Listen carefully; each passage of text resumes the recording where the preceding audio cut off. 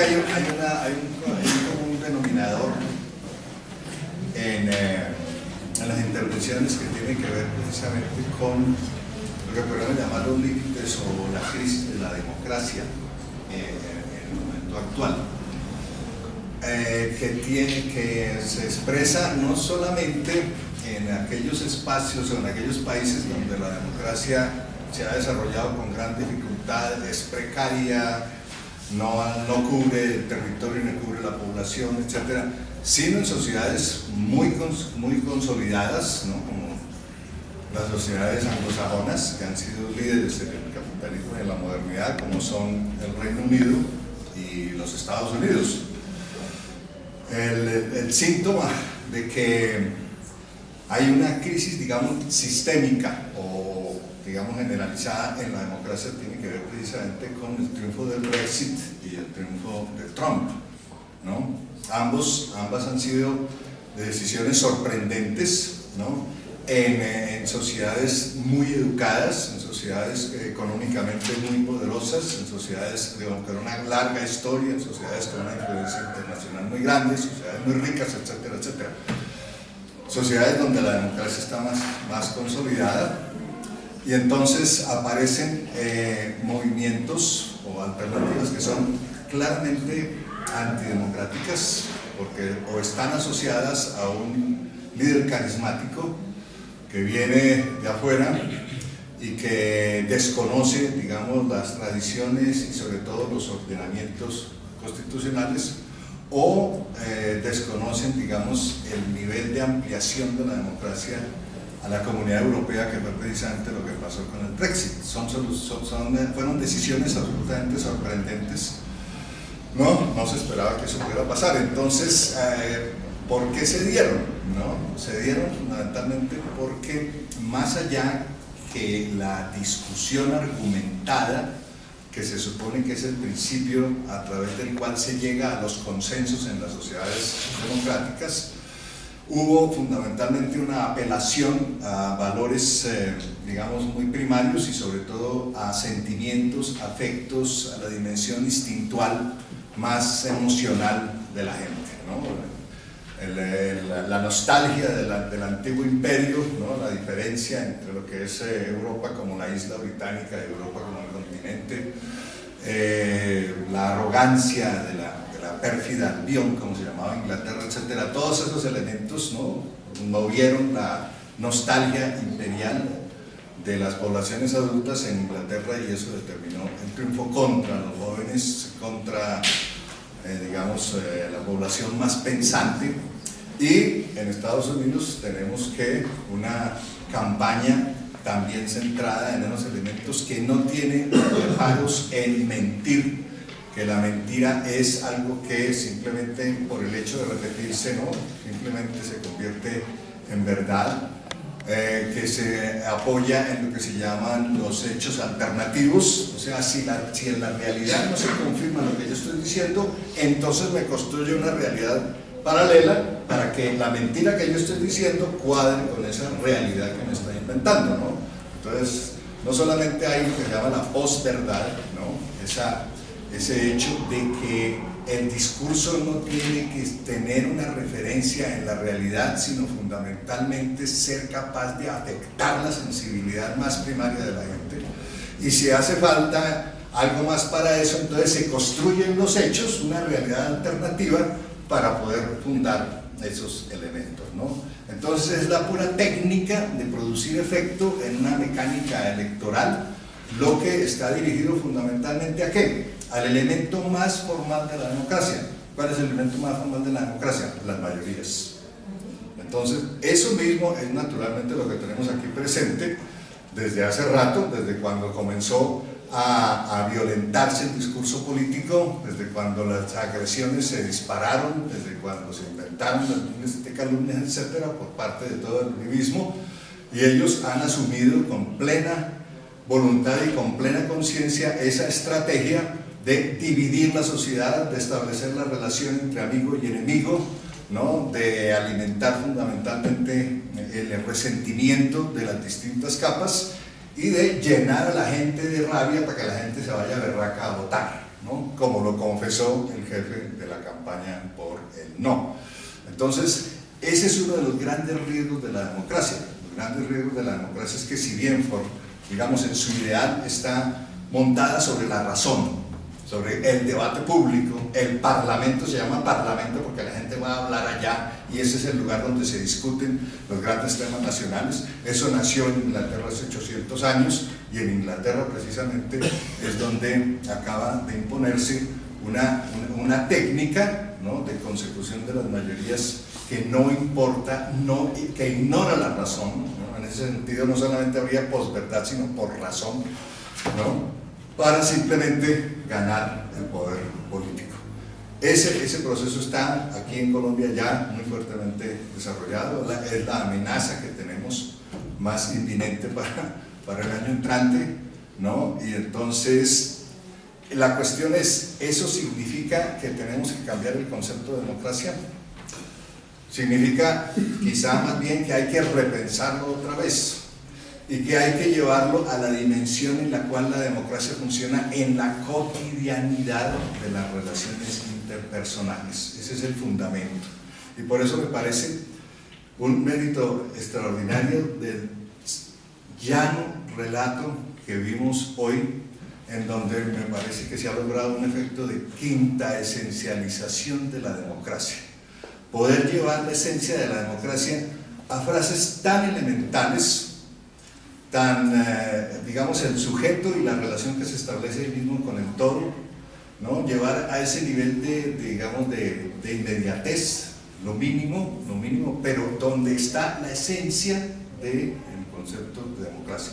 Y esa esencia funciona básicamente como vínculo social, como nexo social, ¿no?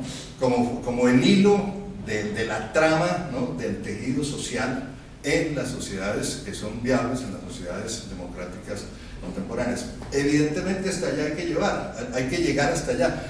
El elemento de la cultura de la democracia precisamente funciona así, o sea, tiene que prender, ¿no?, en la semilla más primaria. En el caso de los niños no es una noción, digamos, compleja, que naturalmente también lo es, compleja en el sentido jurídico, que fuera un tema solamente para especialistas juristas, sino que es algo que tiene que ser apropiado, vivenciado por la gente y practicado en la cotidianidad. Es así como funciona eso que lo que les digo, que en sociología se llama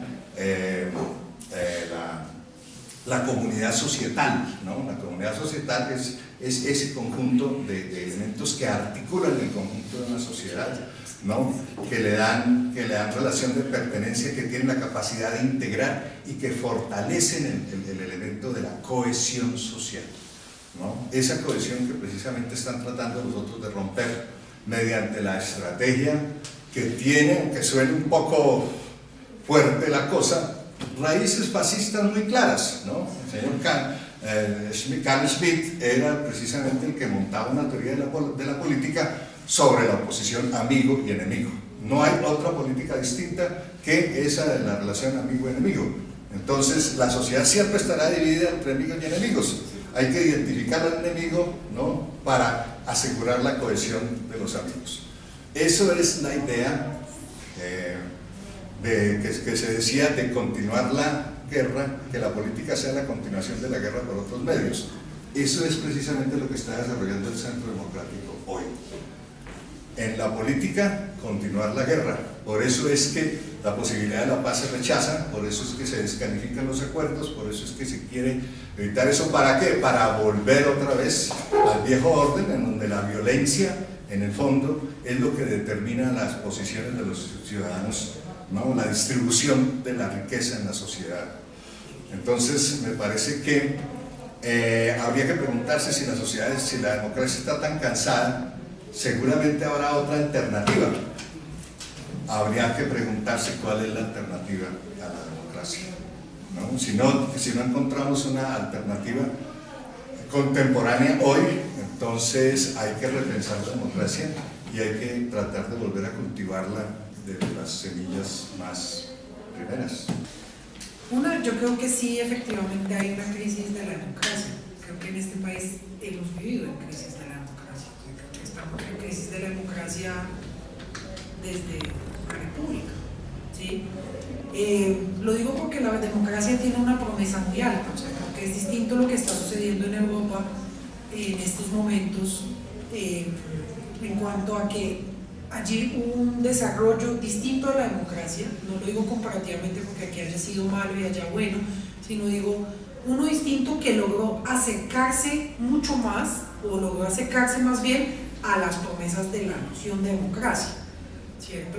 Y hoy en día la crisis frente a la democracia que hay en Europa es muy distinta a la crisis de la democracia que tenemos aquí, que nunca hubo un acercamiento a las promesas de la democracia.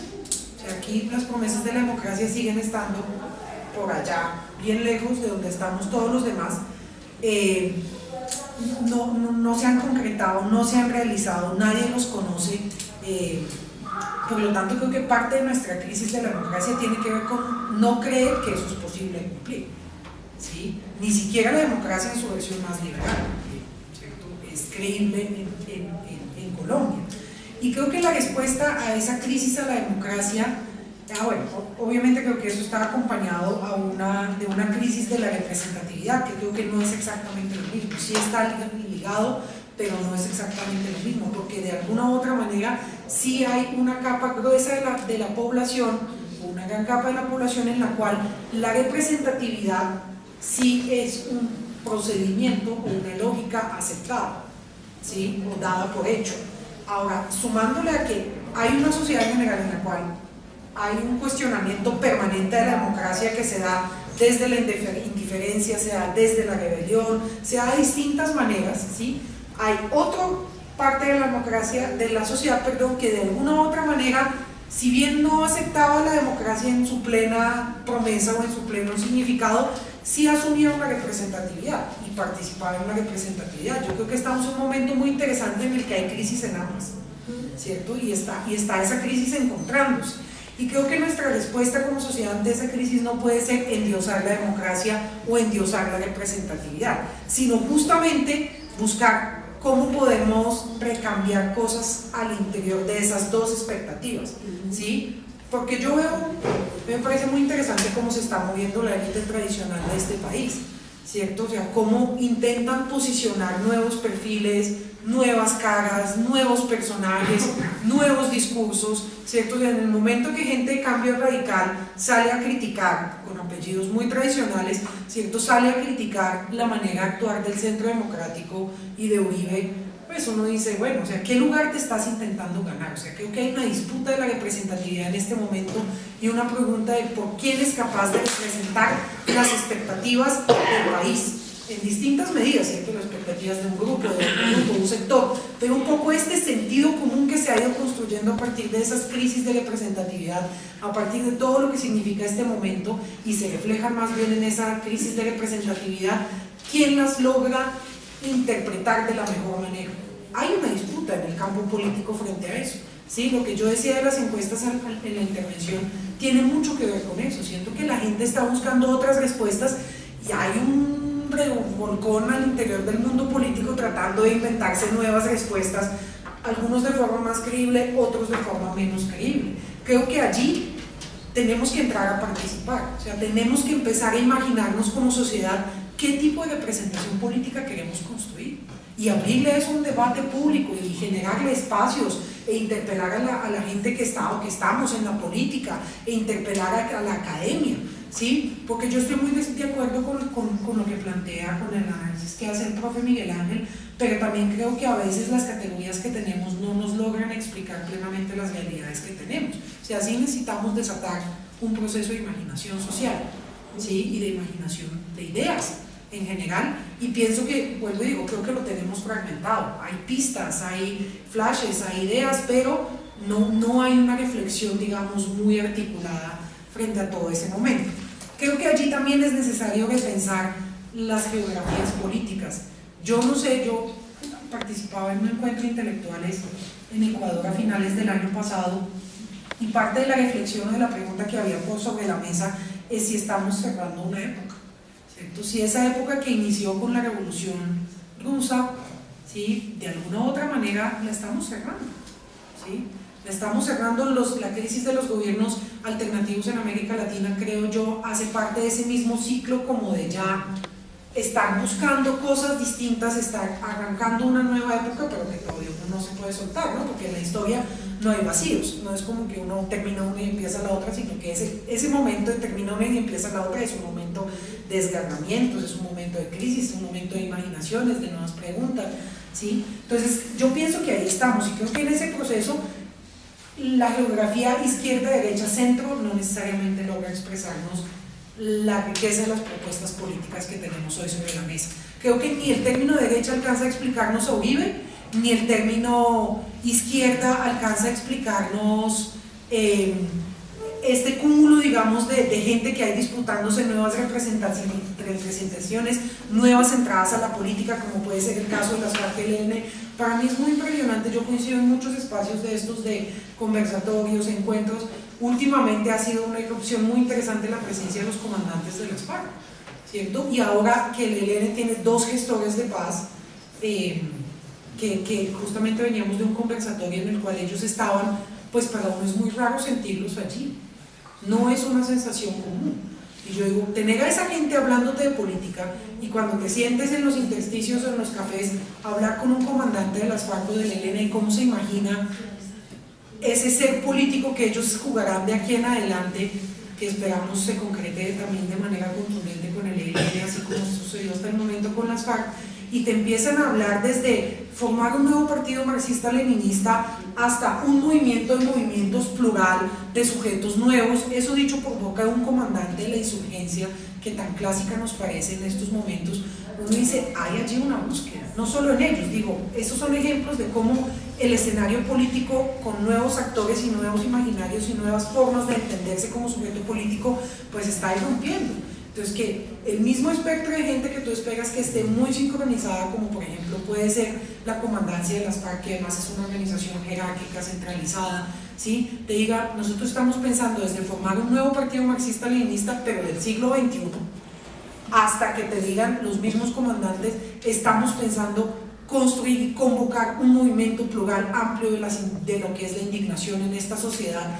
Pues se pues pucha, o sea, ahí hay una reflexión y hay un quiebre, un cambio, o sea, no es lo común. Entonces yo digo que también estamos en un momento en el que deberíamos darle, no sé si rienda suelta suena demasiado, pues como esparpajado, pero sí como una especie de libertad a esas creatividades y convocar a esas creatividades a conversar, a dialogar, a tratar de entenderse juntos, no tener las fórmulas, y eso yo lo critico mucho en los mismos espacios donde yo estoy, espacios como el Congreso de los Pueblos o escenarios como la Cumbre Agraria. Ya tenemos la respuesta del cómo se articula antes de haberle preguntado a la gente qué quiere representar y qué quiere expresar, y eso es terrible a veces lo que hacemos en los mismos movimientos sociales que se supone son los escenarios más plurales, interesantes de la política de cambios de la izquierda. Yo digo, a veces cometemos esos errores y antes de que la gente siquiera nos diga cómo se imagina que se puede comunicar, articular entre sí, ya le tenemos armado un frente de no sé qué, una organización de si sé cuándo, un comité directivo y ejecutivo aquí, ya lo tenemos. Y digo, eso no, necesitamos realmente dar espacio a que esas rebeldías, luchas, intuiciones, visiones, intenciones se conecten, se hablen entre sí y vayan encontrando un camino. Esto puede ser muy posmoderno, yo no creo, no es posmoderno en mi imaginario, puede sonar como lo estoy presentando muy light o muy, pero yo lo digo también desde la experiencia. Cuando yo estuve en la dirección de seguridad, en la administración de la Bogotá Humana, obviamente el tema de seguridad parecía un tema que no es de la izquierda y que no es de los proyectos alternativos. Por lo tanto, casi no teníamos un acumulado de propuestas hacia dónde mirar, hacia atrás y decir, uy, esto les funcionó, esto no les funcionó, sino que teníamos unas fórmulas muy esquemáticas que ya venían desde los gobiernos que no habían sido alternativos, porque casi que se pensaba la seguridad es un tema en el que hay que comportarse como se comporta, como se suele comportar eso que pensamos como derecha o como política tradicional, porque a ellos medianamente les funciona, porque la izquierda se supone que piensa que la seguridad no es un tema a tratar en la construcción de Estado, de comunidad, de sí, porque eso debería ser una cosa que se autorregule en nuestro imaginario, muchas veces libertario y tal. Entonces, cuando lo hicimos, nosotros decíamos, bueno, ¿cómo arrancamos? Decimos, ¿qué es lo problemático realmente de la seguridad?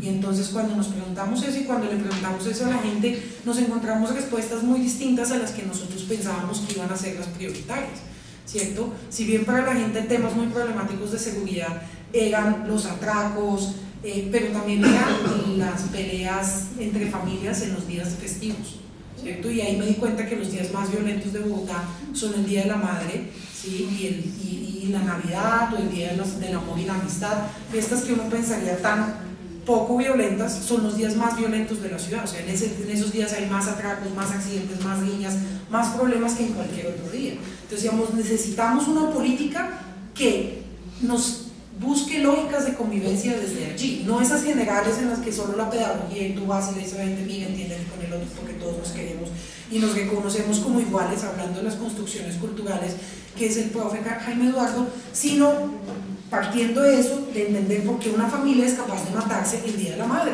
por qué dos vecinos son capaces de matarse el Día de la Madre. ¿A qué voy con el ejemplo? A que uno sí tiene que ser capaz de desatar procesos de creatividad social, de escuchar lo que la gente tiene que decir y lo que la gente espera, porque también yo pienso que, si bien estoy muy de acuerdo con la magistral exposición sobre el Estado que hizo el profe, creo también que la institucionalidad en este país, las instituciones no necesariamente fueron hechos a la medida de la sociedad. Uno esperaría, ¿cierto?, que en clave de relación social las instituciones sean resultado de unos acuerdos, de unos pactos, de unos consensos, o por lo menos de que correspondan a una lógica de construcción social. Yo siento que aquí no, y siento que la gente piensa que aquí no, ¿cierto? Entonces, para la gente la vida social está aquí, la institución está acá, y nada tienen que ver esas dos cosas, no se conectan, ¿cierto? Para mucha gente no se conectan, más allá de sacar la cédula, hacer un trámite, o porque uno trabaja en una institución, la relación, o sea, la gente se imagina el desarrollo de su vida muchas veces tratando de no meter a ninguna institución en esa vida, porque le genera complicaciones, porque le genera líos, porque ni siquiera la conoce, por lo tanto no sabía cómo conectarse. Entonces la gente prefiere pagarle al vecino que hace trámites para hacer el trámite, no solo porque no tiene el tiempo, sino porque realmente se enfrenta a la institución y se siente que no tiene ni idea cómo actuar. Entonces yo prefiero a mi vecino que cobra 1.000 pesos, 2.000, 3.000 por el trámite, pagarle a yo enfrentarme, porque no quiero tener ninguna relación con eso. Ya termino. Entonces creo que ahí hay unas lógicas también, unas construcciones culturales que hay que interpretar, y que en este momento no podemos solo decirle a la gente tranquilo que ahora sí la institución va a funcionar. Creo que ese cuento no se lo cree ni los senadores de la República, creo que ni los Barreras se lo creen, ¿sí? Entonces, si en cambio decimos, venga, pensemos cosas, normas, reglas, sí, puede que tome un poco más de tiempo, no se trata que mientras tanto el Estado se va a detener y no va a funcionar, sí vamos a seguir, pero podemos entendernos una mala interpretación por lo que han planteado las FARC de la propuesta del gobierno de transición y lo que ha sonado, pero digo, si uno despeja más allá de eso y mira la palabra transición, es muy interesante asumirse en transición, porque es asumirse en movimiento y en cambio, y creo que hay unas claves. Y lo último que quiero decir, ya no hablo más, un minuto, perdón, tiene que ver con lo que tú preguntabas del paramilitarismo y, digamos, de toda esta ola de asesinatos, que no han sido solo asesinatos, sino también judicializaciones, persecuciones a organizaciones y líderes sociales. En parte la lectura que nosotros hemos hecho es que esta ola del paramilitarismo no es la misma ola del paramilitarismo de hace 2 décadas, ¿sí? No es la misma de los 80s, 90s, 2000, ¿sí? Sino que corresponde con mucha mayor fuerza, no es que la anterior no, con mucha mayor fuerza a una disputa de poderes regionales que intentan apropiarse de economías que quedan sueltas, de dinámicas de ordenamiento y control territorial que quedan sueltas, y allí nosotros hemos dicho hay que generar una capacidad de negociación, esto que voy a decir puede sonar raro, con los poderes regionales. Creo que negociar con Santos, o sea, esta negociación Insurgencia-Santos, no es suficiente para el país que queremos transitar. Necesitamos interpelar y sentar a negociar a los poderes regionales que tienen el poder de la tierra, que tienen el poder de las economías locales, y eso no ha pasado. Además, obviamente necesitamos respuestas muy ágiles de la Fiscalía, pero eso a veces uno lo duda de que vaya a suceder, pero sí necesitamos seguirlo exigiendo porque la vida de la gente está en juego. Y yo quiero también invitarlos a la construcción que estamos haciendo en clave de participación social desde un escenario que se llama el Comité de Impulso de la Mesa Social para la Paz. No voy a escribirlo porque no hay tiempo, pero ya estamos tratando de darle claves a cómo ir construyendo un diseño para la participación participativo e incluyente, es un tema que trabajamos, cómo construimos unos ejes de problema país en términos de las transformaciones que necesita la paz en el momento inmediato, o sea, cuando digo inmediato, ya me refiero a de aquí a 10 años, cuáles son los cambios que tenemos que lograr para que la paz no se quede sin aire, no se quede sin, no generemos el ciclo de siempre, sino que iniciamos un nuevo ciclo, y un poco cómo le generamos a este tema de la participación, no en clave mecánica y técnica de los mecanismos, sino en clave de construir nuevas mayorías en este país, cómo le encontramos respuestas. Entonces voy a enviarles con Liliana una serie de documentos e ideas que hay ahí para que las vayan conociendo. Gracias. Bueno, pues muchas gracias. Siempre quisiéramos tener más tiempo para hacer más preguntas, para hacer más comentarios.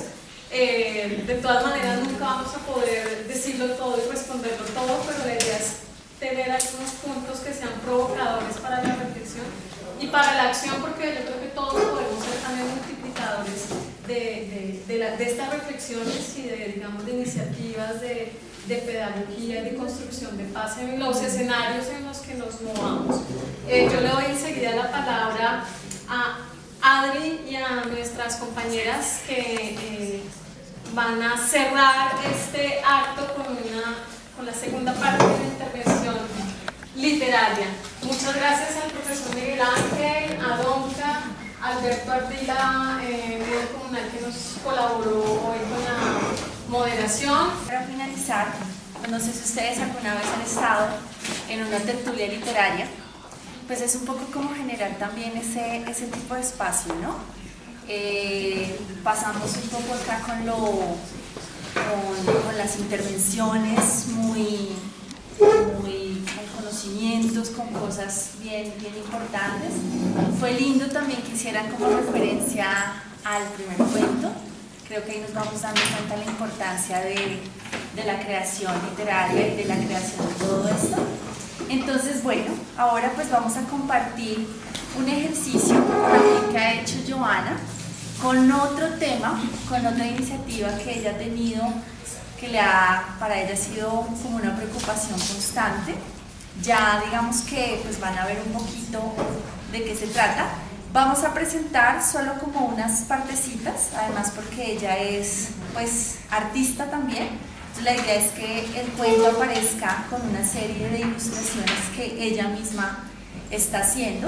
Entonces vamos a presentarles un poco la idea, un poco cuál es el tema el cual ella quiere abordar, y enseguida entonces terminamos con un cuento también muy hermoso que esperamos que les guste mucho, de Adriana Esguerra, también aquí acompañada de su hija. Nos va a acompañar a leerlo y pues que esperamos que les guste mucho. Entonces empecemos con Joana. Okay.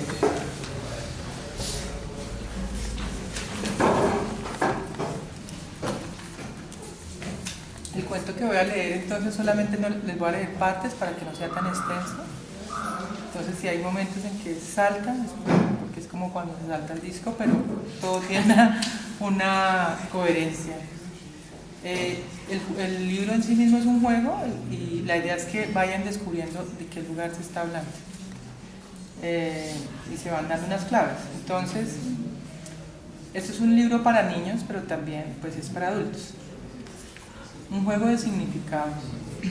Hoy voy a pasear con mi abuelo Pedro a ver la ciudad desde lo alto. A él le gusta llevar siempre su sombrilla negra, pantalón de paño y odia ensuciarse.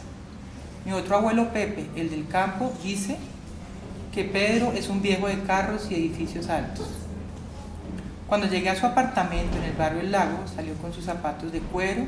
No supe cómo decirle que se pusiera botas por si llueve y por si caminamos por el campo. Quiero ir a mostrarle un lugar en la montaña que conocí. Yo llevo impermeable, botas, un libro y un diccionario para una tarea de palabras nuevas. Abuelo, el libro dice que Bogotá es un altiplano. ¿Qué quiere decir? El abuelo le contesta muy serio: es una planicie en un lugar alto. El libro dice que aquí había un lago. ¿Cómo podría existir un lago en un altiplano? Llegamos, mira, una lagartija, ten cuidado, la vas a pisar. La miraste de reojo, abuelo. ¿Podrías sentarte en el suelo a mi lado y escuchar la historia de este cuento que te quiero leer? Desde aquí, de lo alto, podríamos leer lo que aquí dice. ¿Podrías escucharme? Voy a leerte.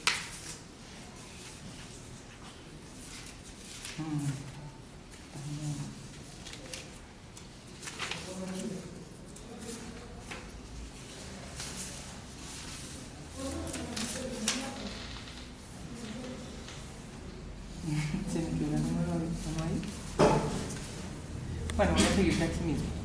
Dice, un río serpenteante por la sabana, paralelo a las montañas del occidente, se extiende zigzagueando casi hasta tocar las montañas orientales de la ciudad. Protegerlo es permitir que viva, no le pongas a su paso un obstáculo si lo quieres proteger. Abuelo, ¿puedes ver desde aquí arriba el río? Veo algunas curvas. Mira, Sofía, ¿ves allá esas formas curvas en la tierra? Mira, ahí derecho donde apunta mi dedo. Sí, lo veo, abuelo. Oye, ¿es cierto que no debes marcar el camino al agua? Claro, niña. El río lo puedes indicar qué curso coger. Es suficiente con un jarillón. Los cerros. En tiempos pasados no se conocía para qué son los humedales, ni mucho menos la ecología del paisaje. Por eso un humedal se partió en dos para las personas cruzar en carro. Pero fragmentado en dos sigue albergando agua y vida como lo hace un humedal. Abuelo, ¿por eso ahora tiene dos nombres? ¿Cuáles son? ¿Por qué se partió? Clarita, son muchas preguntas. ¿Por qué? ¿Por dónde más iba a pasar? Abuelo, por un puente muy alto, cruzar sobre ruedas y avanzar. Niña, abrámosle un huequito para que el agua cruce. ¿Cómo explicarle al abuelo que eso no es suficiente? Un separador de autopista convertido en humedal, rectangularmente alineado. El separador de la autopista norte, convertida en un corredor rectangular por donde la vida no logra del todo circular. Es un corredor ambiental lineal. Su conectividad de animales, sucesiones vegetales y flujos de energía está fragmentada. Cuenta mi profesora de sombrero rosa que están atrapados como en una jaula rectangular, una familia de curis, pues la calle no saben pasar. Un humedal, empapado de soporte de vida, la conejera como su nombre de casa de animal, es caprichoso e inevitable, su naturaleza para acomodarse ni encajarse. Su geometría orgánica no se puede atravesar. Llega al río desde su oriente, en rezagos de pasado a su tocayo el cerro La Conejera, casi lo alcanza y lo toca. Todo su ser adaptado al agua para flotar, fecundar, alimentar. El agua en invierno sin desbordarse es guardada hasta veranos cuando la libera sutilmente. Un bosque perdido en la ciudad. Es un relicto de bosque inundable de planicie de Bogotá. Escucha, abuelo, voy a leer. En este bosque habitan mariposas, bromelias, musgos, líquenes, periquitos, salamandras, chucas, marsupiales, culebras, comadrejas. No más, niña, para de leer, estoy cansado. Niña, ¿cómo crees que una planicie se puede inundar? Eso no existe. ¿Cómo explicarle al abuelo que eso sí puede ser? Una reserva y que conecta. La reserva es necesario restaurar. Conecta desde el occidente el río, el humedal con su tocayo el cerro, los humedales del pie de la montaña, esas que llamamos cerros orientales, parte de la gran cordillera oriental. Esa porción de tierra acostada que desde sus alturas fluyen cristalinos ríos que entran a la ciudad, traen noticias de vida de páramos lejanos y cercanos. Vuelan pájaros nativos sobre ella, otros llegan migrando de otros países rogando seguir encontrando los espejos de agua para poder llegar. Restaurar la reserva es algo que no todos pueden imaginar. Crecerá su bosque, las Mercedes, alcanzarán los cielos, los árboles, veremos desde abajo los colores, veremos desde abajo los colores, ¿qué? Miércoles. Los colores azules confundiéndose con verdes, con las verdes hojas resplandeciendo bajo el sol. Tendrán fértiles tierras de cultivo, más reservas de vegetación que atraen y conservan el agua a esta gran ciudad. Abuelo, yo quiero ver vida real en mi ciudad. Abuelo, está oscureciendo. ¿Por qué habrá oscurecido tan rápido? Ya casi no alcanzo a leer. Vamos, niños. Luego volveremos. Ahí quedó.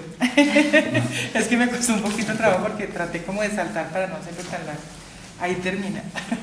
Bueno, al final el cuento tiene un glosario en donde va diciendo qué nombre en la geografía exactamente tiene, y pues lo que explicaba Adri, pero pues no lo he logrado todavía, estoy apenas adelantando, las imágenes, digamos, el texto va con las imágenes de cada elemento del paisaje que se va a describir, ¿no? ¿Y saben de qué lugar se trata? La humedal conejera. Es el humedal La Conejera y también más. O sea, el humedal La Conejera es una parte, sí. Y luego los cerros No, el orientales. que ya sabe no diga. No, ya lo saben. Bueno, vamos a leer. ¿Ya dijeron cuál era? Un aplauso. Sí, Sí, ya ya. dijeron. Ah, ¿tú dijiste? La Sí, bandera. sí, sí. Yo quería decir algo muy corto. Pero primero leemos. Pues leemos Sí, y eso, si eso, quieres eso. ahorita, Dale. entonces. Gracias, Joana. Bueno, Adri. Bueno, la intención de compartir este cuento con ustedes es también de poder describir como su retroalimentación y su crítica, porque la idea es poder describirle a los niños y a las niñas y contarles un poco cómo es nuestro país y cuáles son los grandes problemas que nos atraviesan, y también cuáles son las virtudes y las capacidades que tenemos, digamos, como colombianos. Pero escuchando ahorita el panel, pues pensaba yo en muchos términos y muchas cosas que uno utiliza y que uno después piensa sin que el lenguaje, digamos, que el cuento deje de ser literario y artístico.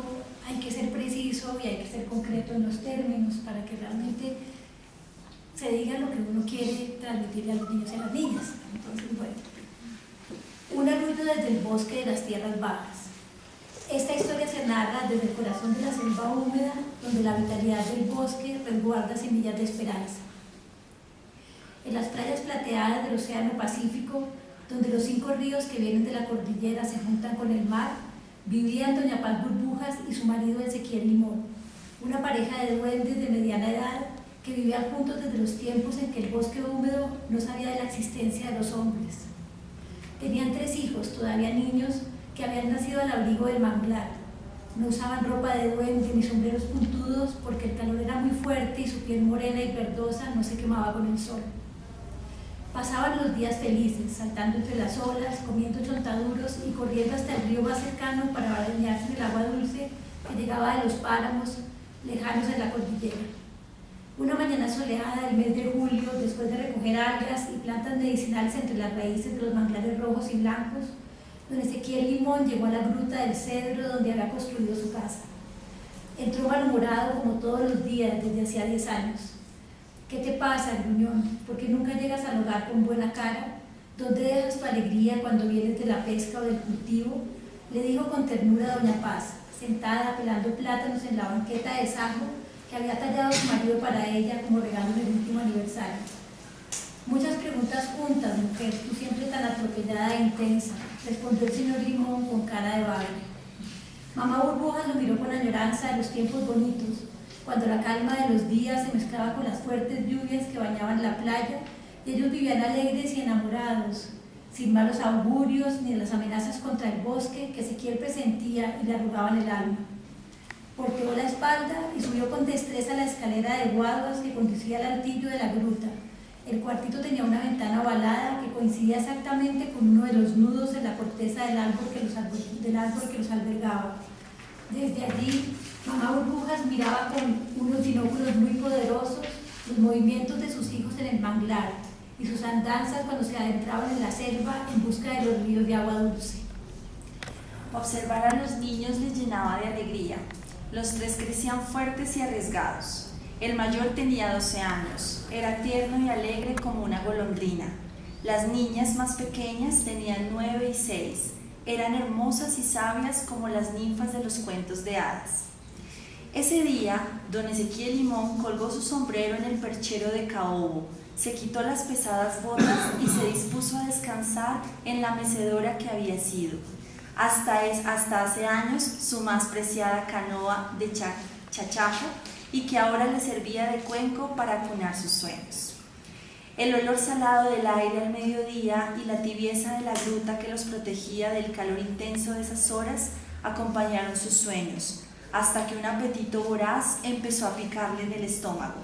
Mientras dormía, mamá Burbujas había bajado del altillo y esperaba impaciente que el duende mayor se despabilara y empezara a cocinar el almuerzo, antes que los hijos regresaran hambrientos. Cuando despertó, papá Ezequiel tenía la frente sudorosa y una pereza terrible de dejar su mecedora. Doña Paz, que conocía los enfados de su marido, después de la siesta matutina, esperó unos minutos para informarle que todo estaba listo en la cocina para preparar el almuerzo.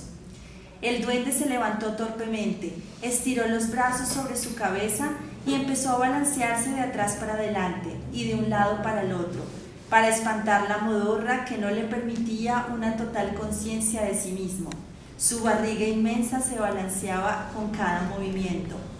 Ella fue acelerando despacito por detrás hasta su espalda. «Esposo mío y padre amoroso de mis hijos», le dijo con voz suave, mientras abrazaba su cintura, «es hora de entrar en la cocina. No demoran los hijos que llegarán del río a contarnos sus andanzas». Don Ezequiel acarició las manos de su esposa sobre su protuberante barriga y así, juntos, caminaron hasta la alacena. Cuando papá Limón estaba terminando de adornar con nueces la ensalada de ostras y setos del bosque, escuchó cómo crujía el piso de la gruta. Doña Paz, que había salido a recoger flores de jiwa y abrió para el jardín para adornar la mesa del almuerzo, sintió un temblor terrible bajo sus pies y pensó aterrada que era el fin del mundo. Una nata gris y brillante sobre ella cubrió el cielo. De un momento a otro empezó a vibrar mientras producía un ruido ensordecedor.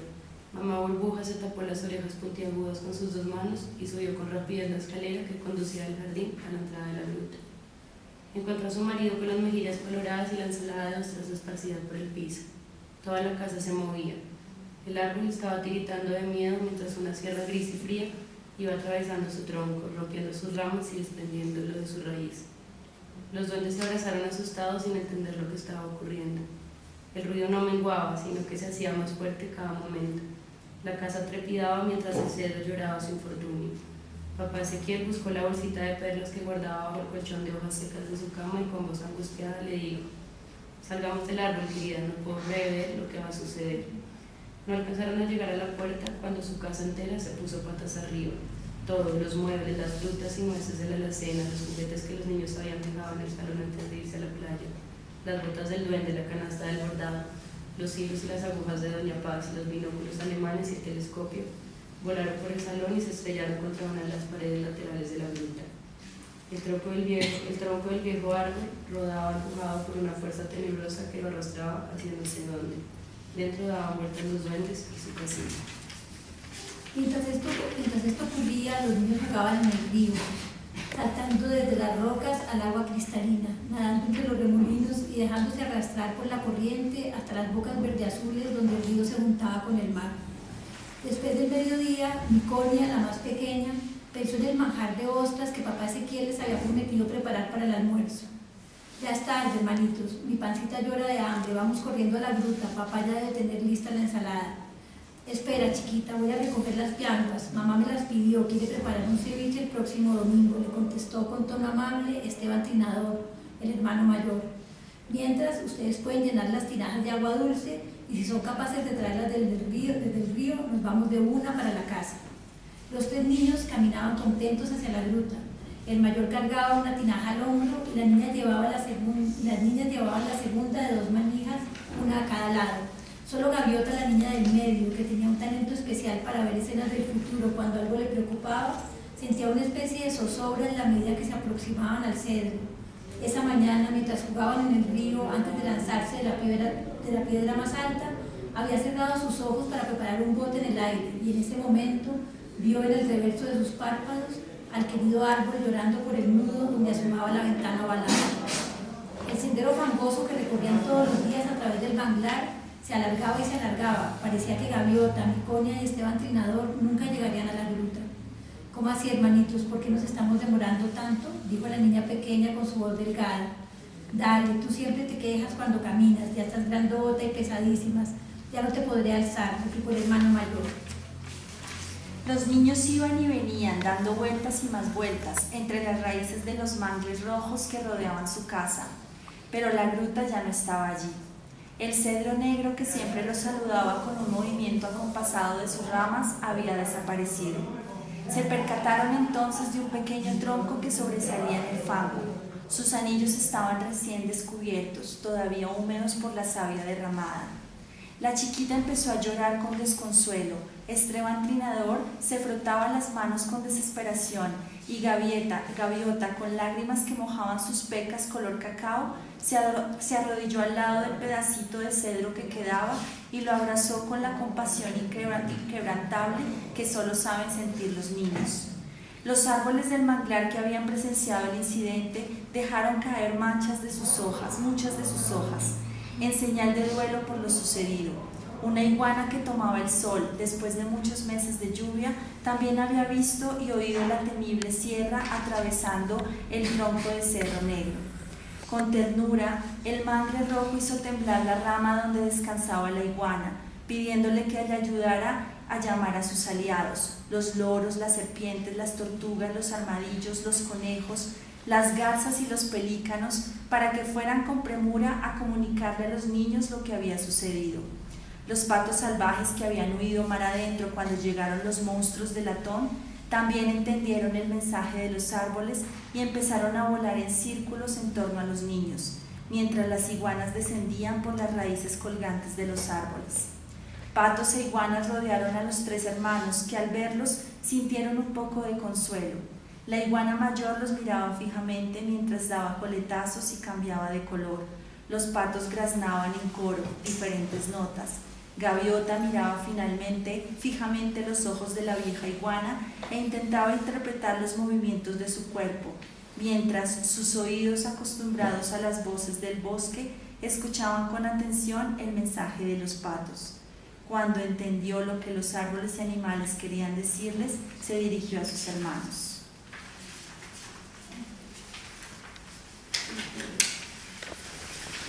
Ha pasado algo terrible. Los seres descoloridos, esos que vinieron años atrás a matar ballenas y asustar el bosque, volvieron hoy con unos cuchillos inmensos, cortaron el cuerpo del señor Cedro y se llevaron el tronco con la gruta y papá y mamá metidos dentro. Se robaron nuestra casita, hirieron de muerte el árbol amigo y ahuyentaron a los animalitos que jugaban cerca de allí.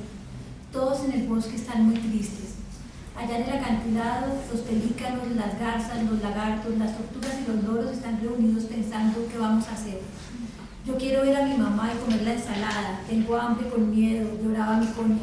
Y yo quiero devolver el tiempo y nunca haber salido a jugar, así estaríamos ahora todos juntos y seguramente habríamos podido hacer algo cuando llegaron esos seres extraños, se lamentaba Esteban Trinador. Miren, ahí viene el señor Loro muy apurado, anunció Gaviota. El pájaro caminó hasta el centro del círculo que formaban los patos salvajes y con palabras claras les dijo: el bosque entero les ayudará a encontrar a sus padres en la gruta del viejo cedro. El manglar sabe dónde guardan los troncos moribundos hasta que llegan unos gigantes ruidosos con 4 patas redondas, se los tragan y arrancan con ellos hacia la cordillera. Los cocodrilos más jóvenes trajeron plátanos y marallones para calmar el hambre de los niños. Los manglares exprimieron el agua dulce que guardaban en sus ramas y se la regalaron en chorritos que ellos agradecieron recibiéndola en sus bocas. Cuando los niños se sintieron mejor, todos juntos emprendieron el viaje hacia las ramadas en las orillas del río Mayor, donde los seres descoloridos escondían los troncos junto al polvo de oro que llevaban días después a las montañas. El camino hacia el caudaloso atrato fue largo y agradable. En algunos momentos los venció el cansancio. Entonces reposaron entre raíces, líquenes y orquídeas. Siempre tuvieron confianza en que encontrarían sanos y salvos a papá Limón y a mamá Burbujas, porque en el corazón cálido y húmedo del bosque siempre anidan las ilusiones y los sueños de los duendes.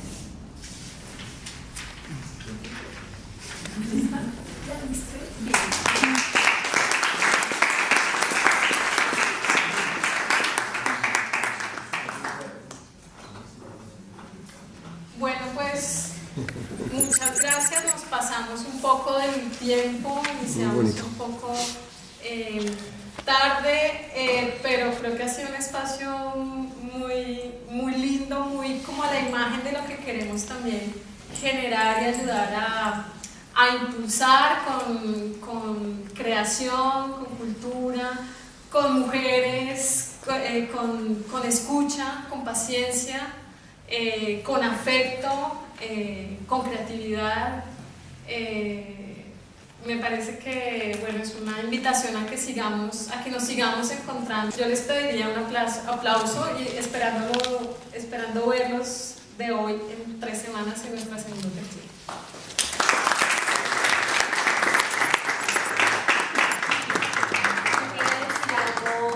Que tiene que ver con lo que está pasando justamente en Mocoa. Bueno, yo le apuesto mucho a la literatura infantil y todo esto, pues a la literatura en general, porque justamente cuando ocurre lo de Putumayo, pues yo trabajo con el Ministerio de Cultura, hay un consejo extraordinario de ministros y cada ministro tiene que decir, bueno, ¿usted qué va a hacer por lo que está sucediendo? Entonces en esas, pues la ministra de Cultura también tiene que decir, bueno, ¿usted qué va a hacer? Y hay varios programas, hay cosas que se han llamado cultura en los albergues, el proyecto con el que yo estoy que se llama Comunidad Es, y siempre es tan bonito darse cuenta cómo el arte es tan importante para que logremos llegar a construir eso que llamamos paz. Lo que llamamos también la resiliencia, ¿no? La transformación del dolor. Entonces, por ejemplo, como un cuento bien leído, ¿sí? Un cuento muy bien trabajado, que hay muchas cosas muy bonitas que han escrito autores colombianos, incluso ayudan o permiten hacer esa entrada con comunidades que están pasando por situaciones muy complejas. Y lo hemos vivido nosotros trabajando desde el proyecto con poblaciones víctimas del conflicto, desplazados y en extrema pobreza. Entonces sí me parece muy importante como que lo pensemos también y nos abramos un poco como a esas posibilidades también que ofrece la literatura infantil, la literatura en general y crear nosotros también desde ahí. Entonces por eso la verdad es que estas iniciativas son muy lindas, o sea, son una cosa que alegra mucho el espíritu de ver cómo cada uno puede estar aportando un granito de arena desde esto, por ejemplo.